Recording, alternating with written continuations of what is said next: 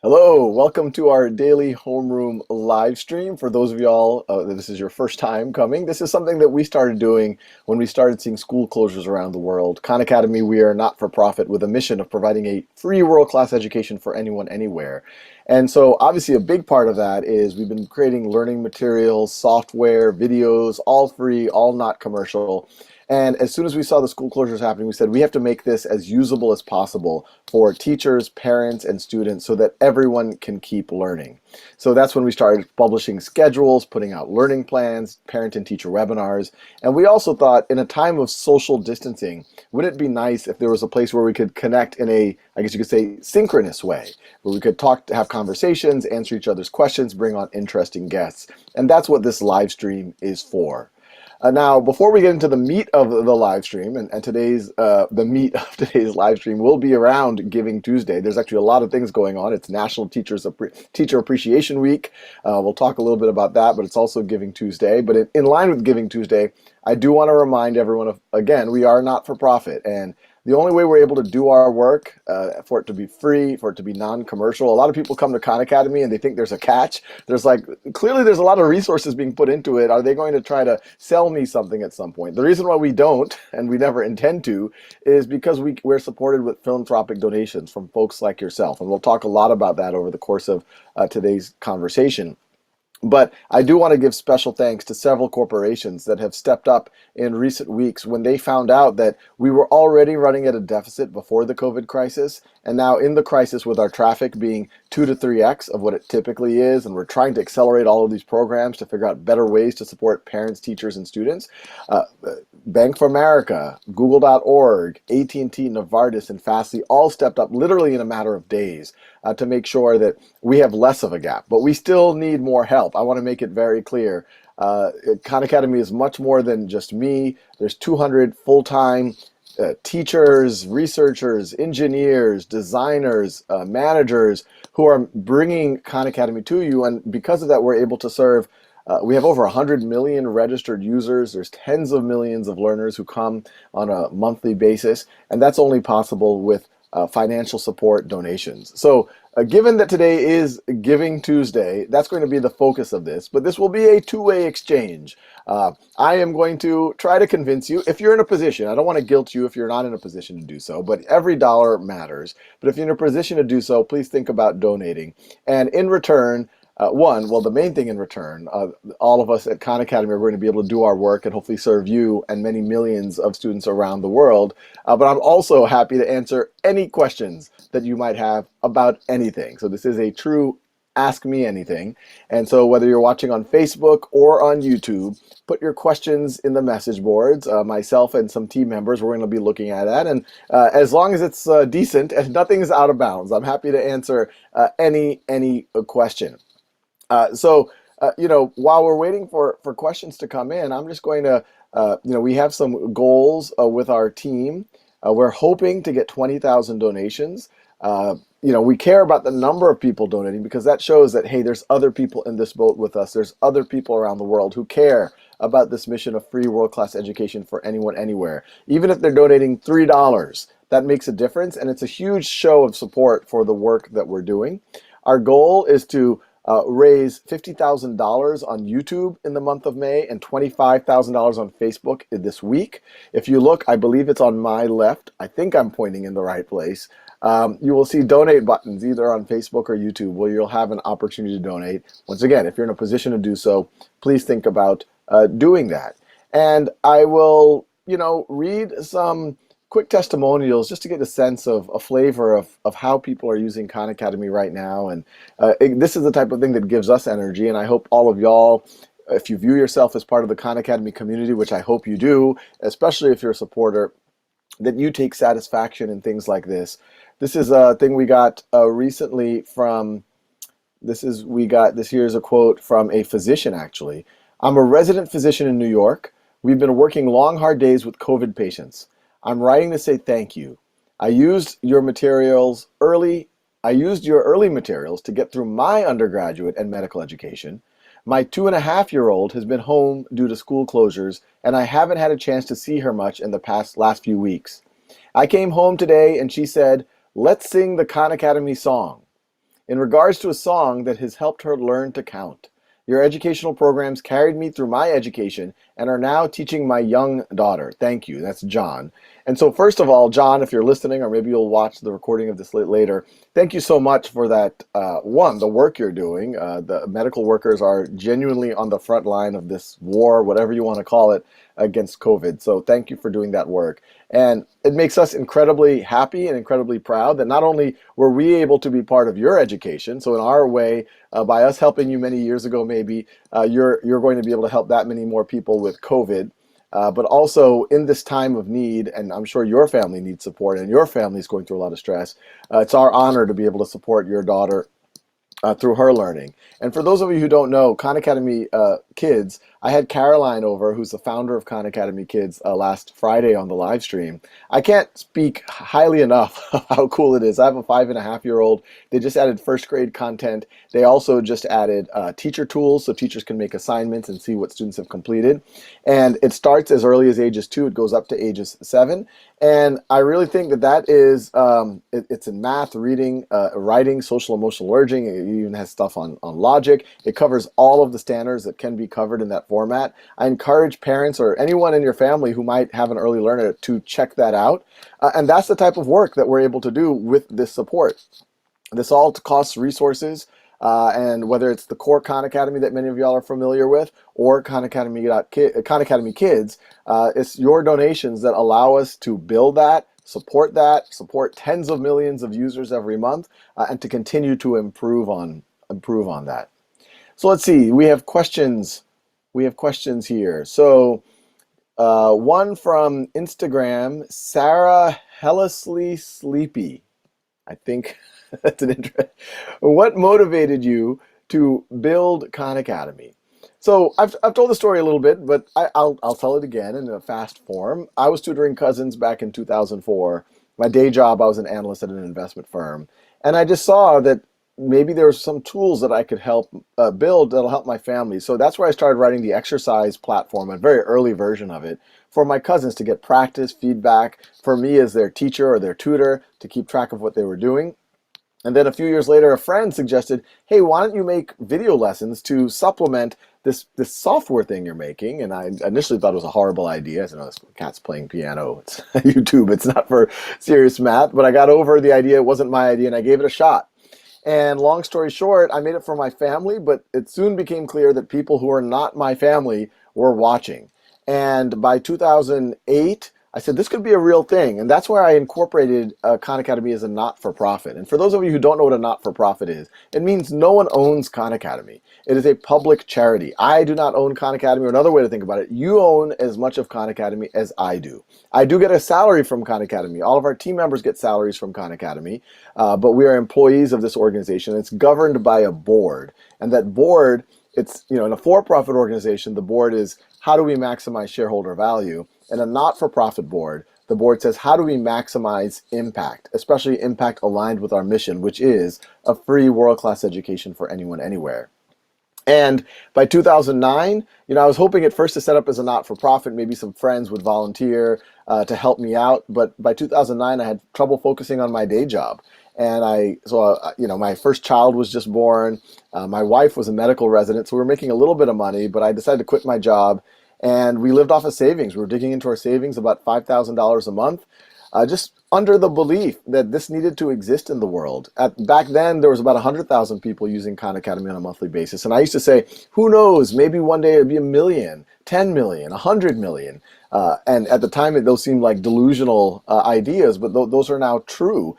And I think the opportunity, and I said, maybe one day billions could learn from this. And imagine if future generations, they don't view education as something that only the affluent have or only certain people have, but they say, as long as I have at least a low-cost smartphone, I can have access to the world's best material. I have practice, I have feedback, and eventually, I can learn everything from early learning and math, reading, writing, all the way through the core of elementary, middle, high school, college, not just in math, not just in ELA, but the social sciences, the sciences, and eventually plug it into the world. Imagine if we could create a world like that. And so that was the hope of Khan Academy. That's why it was a not-for-profit.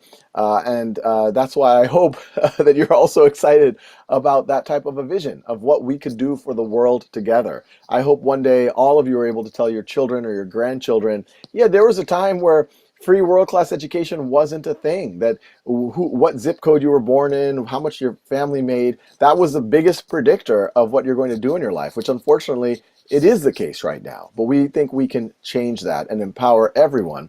And that'll not only level the playing field, but think about uh, uh, how many Marie Curies or Albert Einsteins, for every one that we discover, how many go undiscovered? Think about all of the work that those kids who might be living in a slum someplace in India right now, if they're able to tap into their potential, what they might be able to do for us. They might find the vaccine for the next pandemic, a cure for a disease, write the next great novel, solve existential problems for humanity.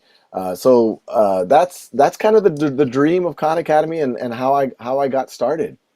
So let's see, we have more questions here. So from Instagram, at Sarah.girl2020, saying, I'm having trouble staying focused on my online classes.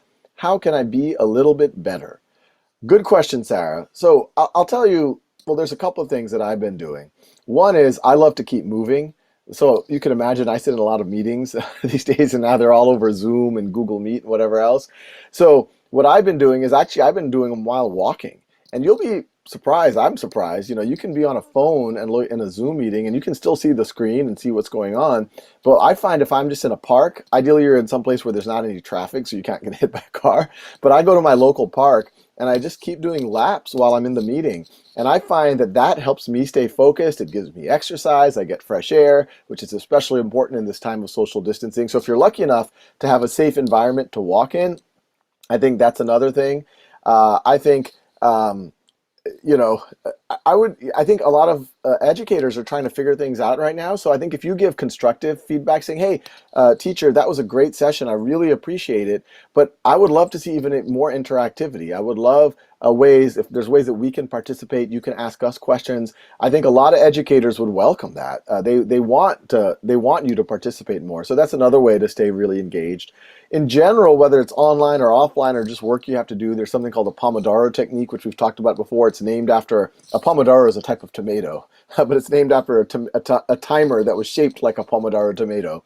And the general idea is you give yourself 20 minutes, 30 minutes, you put it on the timer and you say, okay, over that time, I'm going to work on whatever it is. And then when that timer rings, you give yourself a 10-minute break. 10 minutes to take a walk, do some jumping jacks, dance a little bit, whatever, and then get back to work. And by doing it in those sessions, you might think that 10 minutes is kind of a waste of time where you're taking a break, but it's not. You're rejuvenating, and then it'll give you more energy to then focus and go deep on whatever you're trying to work on. So more testimonials, and I actually want to give a shout out to thank yous on several of the donations. Elliot H, thank you on YouTube. Thank you so much for your donation. Shwethal, if I'm reading your username correctly, thank you so much. Just donated $100 on YouTube. Thank you so much, Shwethal. And Shwethal writes, thank you, Sal, and everyone at Khan Academy. It's a noble cause. The more knowledge we all have, the more humane we become.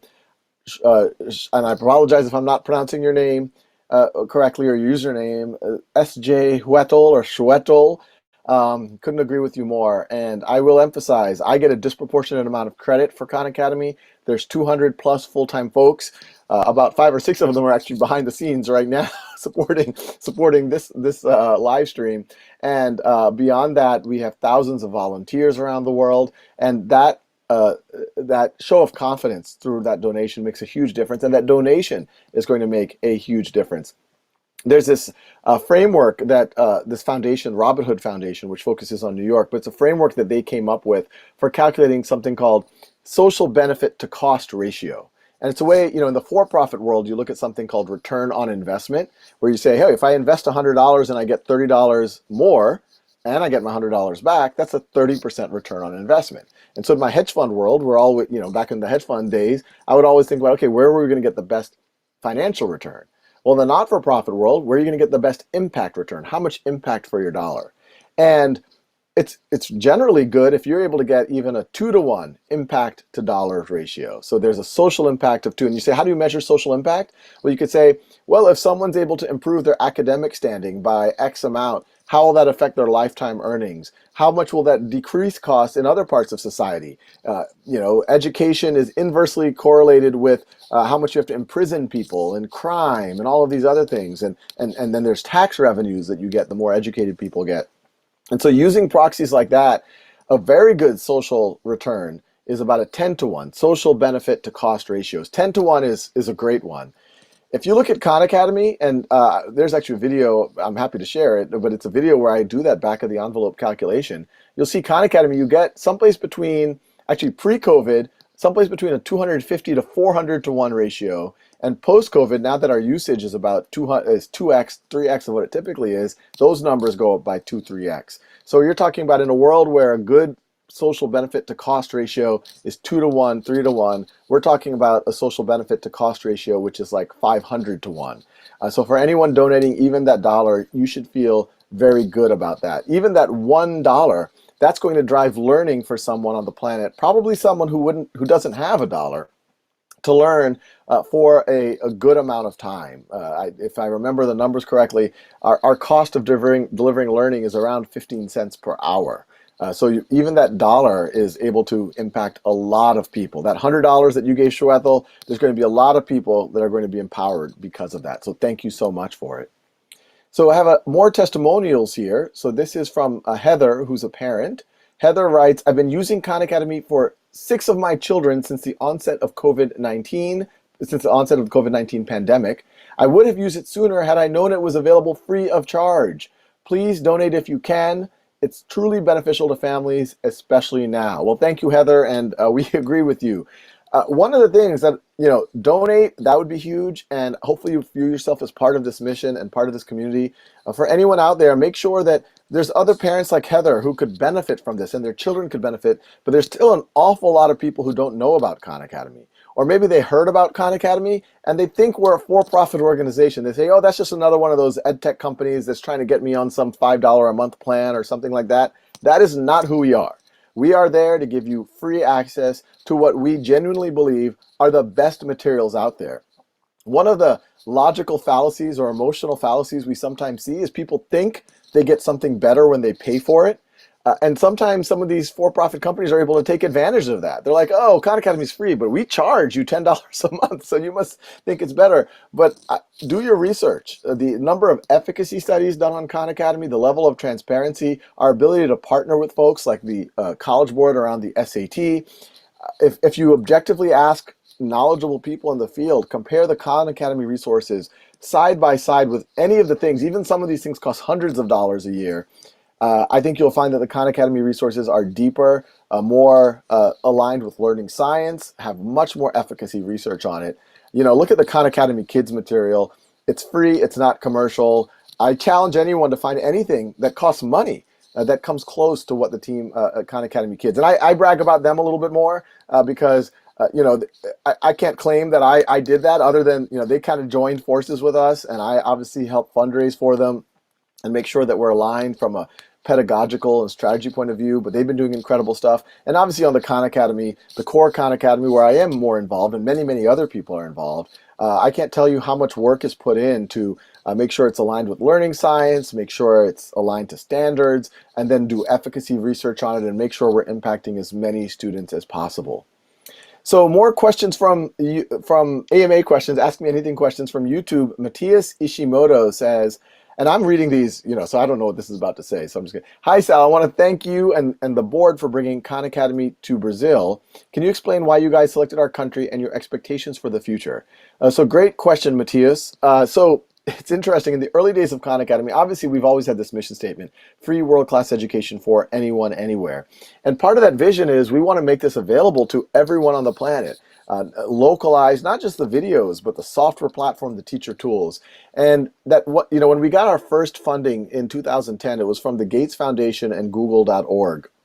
And the Google aspect of the funds, they said they wanted us to start translating this into the languages of the world. So that's when we started back in 2010. And then I believe it was 2012, we had this gentleman visit our offices out here in Mountain View from Brazil. named by the name of George Apollo Lemon. And our offices, even now, our offices aren't fancy by any stretch of the imagination. But back then, my office was above a Chinese tea shop in downtown Mountain View, and it was kind of, one of our first funders walked in and said, "Sal, this is not a healthy working environment." And so she sent some painters and handymen to just make it a vaguely decent environment. But Jorge Paulo visited that office, and if you're from Brazil, you might have heard of Jorge Paulo. I'm ashamed to say that I didn't know about Jorge Paulo, but he's actually one of the biggest philanthropists in Brazil. And he and his team came and said, "We need to bring Khan Academy to Brazil as soon as possible." And we were like a 5-person organization at the time, and we're like, well, we don't know how we're going to be able to do that. And they're like, "Well, we can support Khan Academy. We can help support the efforts in Brazil." And so the Lemon Foundation, named after Jorge Paulo Lemon, they helped support Khan Academy proper. And so they've since then been great donors and supporters of us. But we've been able to partner with them in Brazil to localize the work into Brazilian Portuguese, align it with the Brazilian National Common Core, do efficacy and research studies in Brazilian schools. There was even a soap opera episode in Brazil, I heard, where the protagonist ran a fundraiser for Khan Academy. So we have a lot of good connections to Brazil. I visited there and had a wonderful time. I actually brought my whole family there and worked with the Lemon folks. So that's what really pulled us into Brazil. So we have 45 translation projects around the world. Most of it's volunteers who are able to do it in their own languages, and they're unpaid. And your donations are allowing us to build a platform so that they can do it. But there's several geographies that we're able to go deeper. Brazil is one of them. India is another. And then Spanish-speaking Latin America, especially places like Peru and Mexico. We have partners, Carlos Slim Foundation in Mexico, and Carlos Rodriguez Pasteur and his foundation in Peru, and Tata Trust in India. These are all foundations that have allowed us to go deeper. But I do want to make it clear, all of these groups have each been donating a lot of resources to make this happen. But for all of us to reach literally the hundreds of millions or billions, we need more resources. And so it's a real partnership with both large philanthropy and foundations and small philanthropists and people who can give even that $20, that $10, or even those $3. It all makes a huge difference. So a question from YouTube, Emmanuel Sowitz asks, how important do you think coding will be for children's education in the future? So I'm a big coding fan. My background, in undergrad, I was a computer science major. I always got a lot of joy out of coding. Coding empowered me to build the first versions of Khan Academy. Khan Academy wouldn't exist if I didn't have some of those early desires to prototype with coding. And so I view it as it can be a very, very valuable skill. That's why we've invested on Khan Academy on our coding platform where kids, and I encourage anyone who thinks that coding is not for them, go to Khan Academy and try our coding platform. You're going to see that it focuses on the creative side of coding. You get to make pictures and animations literally within minutes, but it takes you all the way down the path so that you can actually understand fairly sophisticated ideas in computer programming and computer science. And so I think there's two tracks. I think there's a lot of, the need for software engineers, computer programmers, it's only going to increase. There's so many industries that are going to leverage things like computing and data analytics and data science and artificial intelligence more than they are today. And so there's just going to be more and more and more jobs there. So it's valuable for that. But even if someone isn't going to become a computer programmer, if you're going to become a doctor, if you're going to become a lawyer, whatever field, accountant, whatever field someone goes in, almost every one of those industries are going to be affected by computing going forward. And so it's valuable to have at least a baseline understanding of what computers can do, how computing logic works, so that you can navigate whatever field you go into in the future. I'll also add that what's fun about programming and computing is it helps build a certain form of critical thinking and logic, which is, I think, valuable in every field. So big picture, I'm still a big, you're reading your 3 R's, so to speak, which were never R's. 3 R's are 2 R's and an A, reading, writing, and arithmetic. Those are always going to be super core, and there's going to be super core for the 21st century.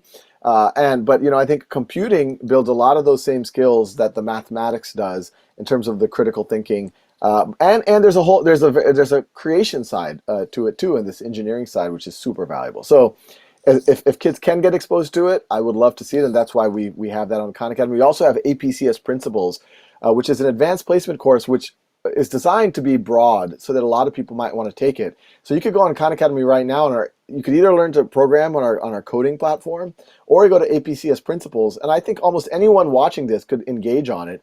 And it not only does it do the basics of coding, it's how do computers work? How does the internet work? What is internet security? All of these things you are always hearing about, we make available on Khan Academy. So I definitely recommend taking a look at some of that work as well. So let's see, there's a testimonial from AJ, who's a student. So AJ wrote to us and says, no joke, the only reason I graduated college was because of Khan Academy. I pledged to myself that if I graduated, I would give every year after I graduated. I have kept that promise, and I am giving a little bit more during the COVID pandemic because I want to make sure that everyone has the opportunity to learn. Well, AJ, thank you so much. That means a ton to us. I know, especially for a young professional, you're out of college, you probably don't have a lot of money, but whatever you can donate makes a big difference. And, it makes a difference on two levels. The money obviously allows us to do work, allows us to hire people, pay our server costs. Our server costs alone are several $1,000,000 a year. But also just that show of confidence. I can't tell you, that positive energy that you send our way by supporting this makes a big difference to us as well. It energizes me, and I know it energizes the team, and it sets a very powerful example for hopefully other people to help donate to this cause that we think can empower billions of folks over generations. So from YouTube, Life Fan asks, Sal, if you have $1 million, what will you do with it? And I'm assuming the question is if Khan Academy had $1 million. If I had $1 million, I might think about donating it to Khan Academy. I'll answer your question. I'll go on a little tangent. A lot of people have said, Sal, how come Khan Academy isn't a for-profit company? And, I went through that thought process in the early days because before I actually even talked to any philanthropists, I live in the middle of Silicon Valley. Some of my friends are venture capitalists. They offered, hey, I'll write a $100,000 check right now. You give me X%, and then you can quit your day job and we can turn Khan Academy into the next billion-dollar company. And so you can imagine that was very tempting. But when I went through the thought process, I was getting so much psychic reward from folks like AJ saying how it helped them. And I said, well, what if we had to put a paywall behind it? Or what if when someone wants to learn algebra, they had to watch an ad? And there's something that just doesn't feel good about it. And I imagined what a home run would look like in the for-profit world. If it's a home run, it would be a Google or a Facebook or an Apple. And that's great. I think all three of those organizations do amazing work. They all innovate in the world in amazing ways. But then I thought, what would a home run be in the not-for-profit world? Well, what if Khan Academy could be that next great institution like the Smithsonian or the library system or the great universities? And it can be accessible by literally billions of people that, I thought about, when I started this, I didn't have kids. Now I have 3 kids. But I thought about my grandkids and their kids. What would they be more proud of, Khan Academy? And what could keep Khan Academy sticking to its vision and its mission? And in my old career as a hedge fund analyst, I saw how much the actions of a company are dictated by who owns the company. That you could have a founder who wants to do very altruistic things, but as soon as the ownership changes, it might go in a completely different way, especially if it's owned by firms that are just out there to maximize the buck. And so I said, okay, if I want Khan Academy to last multiple generations, and stay true to that mission, and that mission is its true bottom line, it's got to be a not-for-profit. And I went through the thought process, even if I were to start the next Google and become a billionaire, I would just want to donate that money to the effort of education anyway. So let me just cut out the middleman, and the benefit of a non-for-profit is it's any excess. We don't have any right now, but if we were able to not run at a deficit, it's not taxed, and it would go towards a reserve. And so I said, well, why just cut to the chase? Let me just, if I can make a decent living as a professor, and I have to say Khan Academy's board pays me more than generously. I feel like I'm the luckiest person on the planet that I get to be paid to do what I love. Anything above what I need for that, what those billions that could have been, I'm much happier that we're able to create an organization that has impact for the broader world. And I know many of the employees on Khan Academy, many of them are supporting this. They could go, Google is in the same town as we are, Facebook is down the street, Apple is a couple of miles away. Pretty much all of them, if they were just optimizing for money, could go to those places. and get stock and probably double, their total comp or whatever we're looking at. But they've all made the decision that they want to work on this mission. So in a lot of ways, they're also major donors to this organization. And so anyway, that was me going on a tangent, but that's where I obviously feel quite passionately about the world needs something like this, and I can't imagine something more. I can't imagine being luckier than to be able to work on a mission like this. And now, if the question is, what would Khan Academy do with that incremental $1 million? It is, we want to make sure that our servers stay performant, that when you go, that, it doesn't take seconds to load up, that it's a fast, great experience. We're always looking at how do we improve the user experience.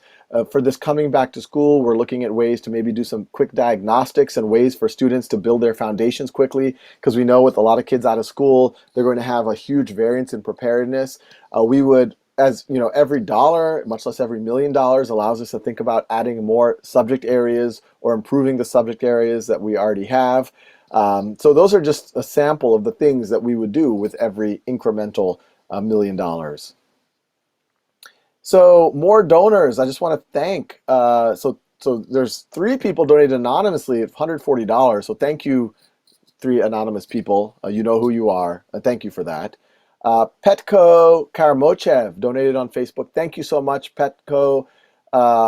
Sati Mehta on Facebook wrote, "Thank you for making this available. It's amazing, and my 8-year-old loves it." Well, tell your 8-year-old to keep going. And thank you, Sati, for that donation. From YouTube, Michelle Polly, aloha. I'm assuming you're in Hawaii. Just donated on your website. Thank you so much. I am a teacher and use it religiously for students and myself. Well, Michelle, 2 things. Thank you for donation, and this I would say this no matter what, because I love the work. I mean, the work that educators do is the ultimate work, but especially given this is Teacher Appreciation Week, thank you, Michelle, for the work you do, and aloha. I actually was in Florida speaking at a teachers conference last year, and I learned a lot about, all of us non-Hawaiians know about the term aloha, hello, goodbye, but there's this whole notion of aloha culture, which is just like, how do you project love towards others, and that really touched me, and so aloha to you as well.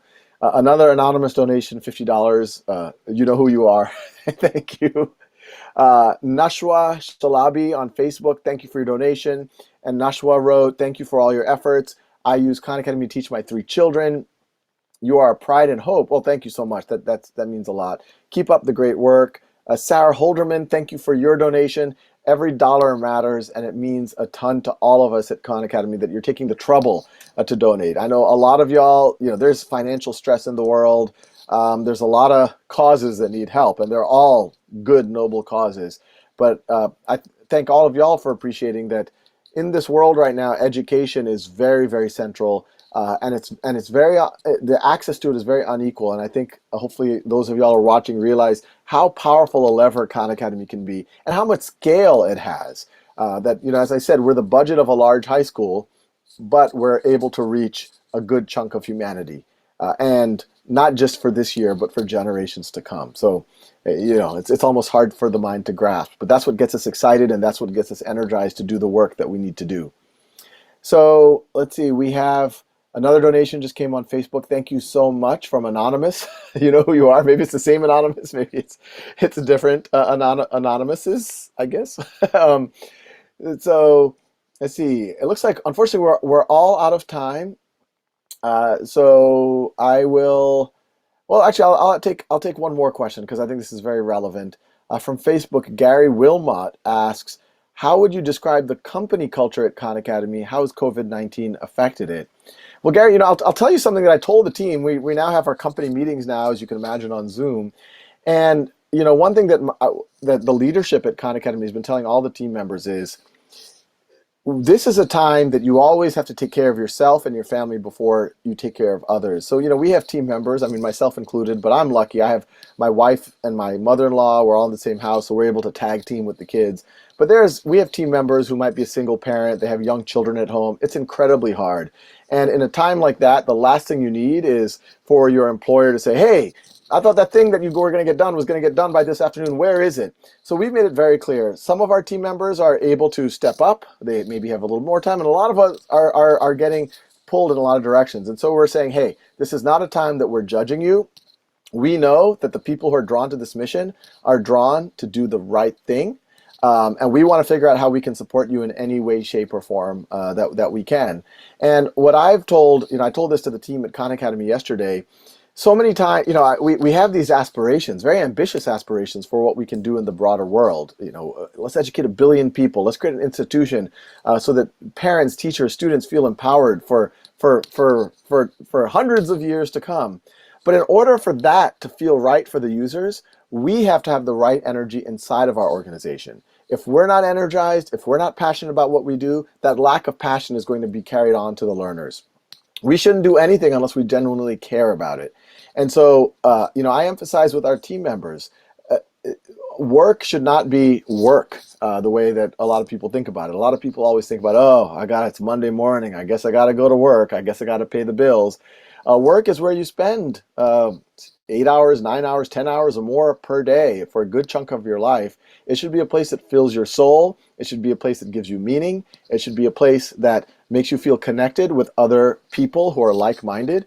And that's my aspiration for Khan Academy, that not only can we be in some ways pioneers on what could happen for the world, but we can also show examples of organizations that believe in people, that are human, that are about filling your soul, that aren't political and all of the kind of notions that you might be used to, or you stereotypical in some corporate settings. That can be a place where you get the best out of people, because every human being has a natural desire to want to help other people, and a natural desire to have impact on the world and tackle challenging intellectual issues. And I think that's what we hope to do at Khan Academy. So the culture, I hope, is I believe it to be is very collaborative. I don't sense really politics, which I've sensed at other organizations that I've worked in my life, because as I said, people could go other places if they wanted to optimize for income or titles, but people are coming here to optimize for impact, and I think that just creates a really, really positive culture inside of an organization. So I will now read. Let's see, there's the last few folks who've donated. Neela, so another anonymous donation on YouTube, $5. Thank you. As I said, every donation matters. Neela Mukherjee Local donated on Facebook. Thank you so much, Neela. I really, really appreciate that. And the time went by fast. I guess goes by fast when you're. I guess maybe I'm talking too much. And but I just want to say again, thank you so much for all of you who've donated in the past. Thank you so much for all of you who've donated now. This really makes a huge, huge difference for so many learners around the world, and it makes a huge difference for our team and our capacity to do the work that we want to do. And this is especially true now that we're in this COVID crisis and the world needs things like Khan Academy that much more. So thank you for being on this journey with us. Tell everyone you know that we exist. We want to be used by more people so that we can grow our impact even more. And stay safe, stay healthy, and I will see you tomorrow, where we're going to have actually Angela Duckworth, famous education researcher on things like grit and resilience and perseverance, and a close friend of mine as well, on our homeroom live stream. See you tomorrow.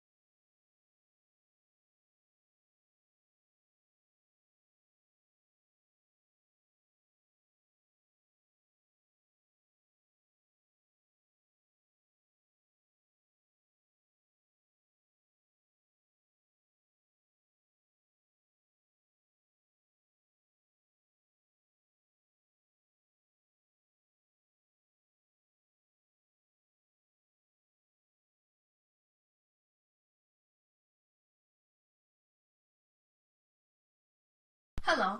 During school closures, I like to use the schedule provided by Khan Academy. My day includes doing a math lesson on Khan Academy, doing my homework on Google Classroom, and doing a guided meditation on YouTube. Thank you, Khan Academy.